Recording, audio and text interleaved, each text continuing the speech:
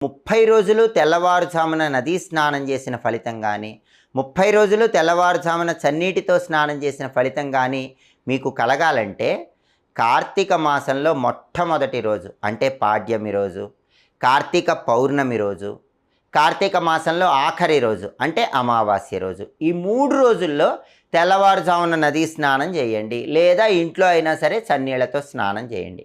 మనకి స్కాంద పురాణం ఏం చెప్తుందంటే కార్తీక మాసంలో మొదటి రోజు, చివరి రోజు, మధ్య రోజు అంటే పాడ్యమి, పౌర్ణమి, అమావాస్య, ఈ 3 రోజుల్లో ఇలా స్నానం చేస్తే కార్తీక మాసంలో నెల రోజులు చేసిన ఫలితం కలుగుతుందని స్కాంద పురాణంలో చెప్పారు. కాబట్టి 30 రోజులు ఇలా తెల్లవారుజామున చన్నీటితో స్నానం చేయటం వీలు కాని వాళ్ళకి స్కాంద పురాణం ఈ ఉపాయం చెప్పింది.